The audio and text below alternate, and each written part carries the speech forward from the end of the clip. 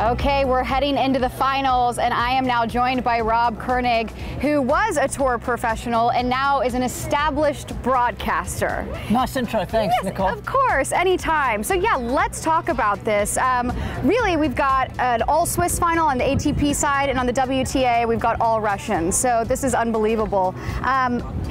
As we know, Federer has been looking really great. What does Wawrinka need to do in this final to beat him?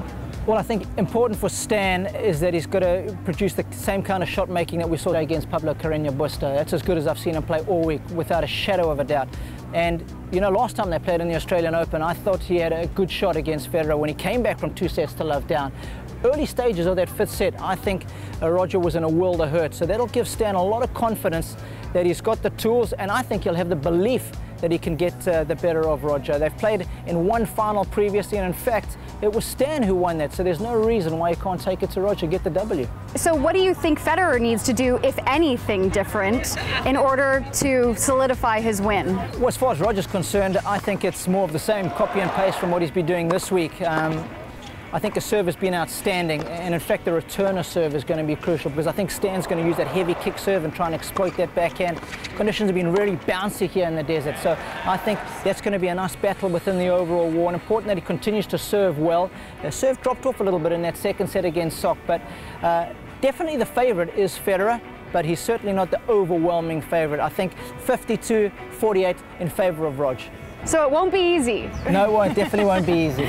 All right, now let's move over to the women's side. Yep. We have Kuznetsova and Vesnina. Yep. What do you think about that matchup? Well, you've got 2 players with vastly different experience in the biggest matches. Of course, Kuznetsiva's been there many times before. I think she's got about 17 titles to her credit. She's got a couple of majors as well. So I think from an experience point of view, she's got to be the odds-on favourite. But Vesnina's playing such good tennis.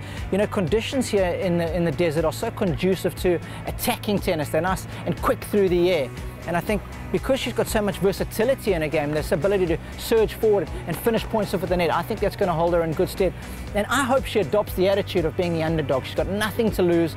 Come into the final, swing from the hips, and really take it to Kuznetsova, because if she does that, I think she's in with a shot, but certainly with an outside chance. Rob, thank you so much for hanging out with me and offering your insight, and we have a lot to look forward to. Yeah, we certainly do. I think it's going to be a blockbuster Sunday, and I hope you guys stay tuned. Yeah, don't miss it.